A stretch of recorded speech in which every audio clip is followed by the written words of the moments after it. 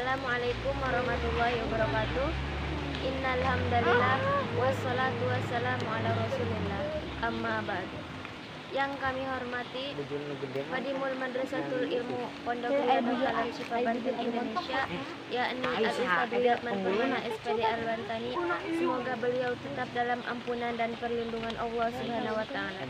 Diberkahkan ilmunya, hidupnya, dan dikabul segala hajatnya. Amin ya Allah ya rabbal alamin. Puji syukur kita panjatkan kepada Allah yang Maha Ghafur. Salawat dan salam pun semoga tercurahkan kepada Nabi kita Nabi Muhammad Sallallahu Alaihi Wasallam, dan semoga salawat dan salam pun tercurahkan kepada keluarganya, sahabatnya, tabi'atnya, dan kita umatnya sampai akhir zaman. Amin amin ya Allah ya rabbal alamin. Dalam kesempatan ini saya akan membacakan muhadharah ya, hadis ke-12, keutamaan pendirian teguh. Diikhlaskan Mubarad yang berasal dari Romawi menahan beberapa orang Islam pada masa Khalifah Umar bin Khattab. Raja Kalbu Arum Nakpur menerima laporan bahwa di antara mereka terdapat seorang laki-laki kuat dan berwibawa. Suatu saat raja memanggil laki-laki tersebut dan ingin mengetahui secara langsung tentangnya. Di depan raja terdapat tali panjang yang terbentang sehingga tidak ada seorang pun masuk bertemu raja, kecuali dalam keadaan ruku. Tatkala melihat tali tersebut, laki-laki itu menolak masuk ke dalam. Niscaya aku malu kepada Nabi Shallallahu Alaihi Wasallam karena masuk ke rumah seorang kafir dalam keadaan ruku, tegasnya. Selanjutnya, raja memerintahkan pasukan menghilangkan tali penghalang agar laki-laki itu bisa masuk. Kemudian laki-laki tersebut pun bersedia memasukinya. Di sana raja berbicara dengan laki-laki kuat. Itu cukup lama. Beberapa saat kemudian, raja memberikan tawaran kepadanya. Masukkan ke dalam agamalah kami, nanti aku akan memasangkan sendiri cincinku di tanganmu. Lalu aku akan memberikan jabatan di Romawi dan kami dapat melakukan apa saja terserah kamu, ucapkan raja. Beberapa kekayaan dunia yang dimiliki Romawi, tanya laki-laki kuat itu. Sepertiga atau seperempat dunia, jawab raja. Seandainya dunia berisi penuh emas serta perhiasan-perhiasan dan pemiliknya memberikan semua kepadaku sebagai pengganti dari mendengarkan azan selama sehari, niscaya aku tidak menerimanya. Apa itu adzan? Adzan adalah aku bersaksi tidak ada Tuhan selain Allah dan Muhammad adalah Rasulullah. Sesungguhnya cinta kepada Muhammad telah teguh dalam hatinya, maka tidak mungkin ia menarik agamanya pada saat ini, kata raja kepada penggawa. Selanjutnya, raja menurunkan perintah agar menyiapkan tampayan besar di atas api, lalu tampayan tersebut diisi air. Apabila airnya mendidih, lamparan ia ke sana, perintah raja.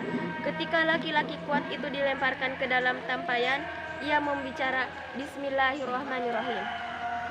Tiba-tiba ia pun menembus tampayan tersebut dari satu sisi menuju sisi yang lain.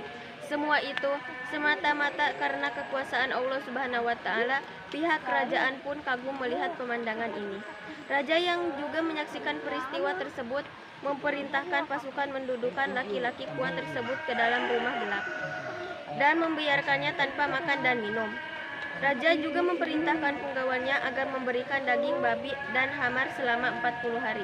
Mereka melaksanakan titah raja. Setelah 40 hari, pintu tahan dibuka, namun betapa mengejutkan, semua hidangan masih seperti semula. Di depan laki-laki kuat tersebut di rumah itu, ia tidak makan dan minum sedikit pun.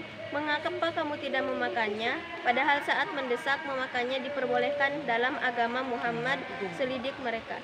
Apabila aku memakannya, kalian pasti senang. Sedangkan aku ingin kalian marah, ujarnya, karena kamu tidak mau memakannya. Maka sujudlah kepadaku sehingga aku melepaskanmu dan orang-orang yang bersamamu, bentak raja. Dalam agama Muhammad, sujud tidak diperkenalkan kecuali kepada Allah Subhanahu wa taala. Kalau begitu, cium tanganku, aku akan membebaskanmu dan teman-temanmu, bentak raja lagi. Ini juga tidak dibolehkan kecuali kepada bapak raja yang adil atau guru, katanya. Kalau begitu, cium keningku, aku akan melakukan ini dengan syarat, lakukan sesuka hatimu. Selanjutnya, laki-laki kuat meletakkan lengannya bajunya di atas kening raja. Raja pun melepaskan laki-laki itu beserta teman-teman. Tidak hanya itu, Raja memberikan banyak harta dan menitipkan seluncur surat untuk Umar bin Khattab. Seandainya laki-laki ini hidup di negeri kami, memeluk agama kami, namun kami mempercayai ibadahnya. Ketika surat tersebut sampai kepada Umar bin Khattab, ia berkata, jangan memberikan harta semata, akan tetapi sertakan juga penduduk Madinah kota Rasul. Akhirnya Raja melakukan itu. Itulah yang bisa saya sampaikan. Kurang dan lebihnya mohon maaf karena saya adalah insan yang dhaif. Wattaqullaha wa ta'ahadu bi ayah wa kunu qudwah taibatan linnas wa tadiyatil ghaliyah hatta yaktuballahu li wa tamina syahadat wal izzah wa taufiq wal karamah yahdina wa yahdikum ala sawa'i sabil. Wa qala Nabi sallallahu alaihi wasallam, undur maqala wa la tandur maqala wa du'a ihdina syiratal mustaqim. Barakallahu fikum. Wassalamualaikum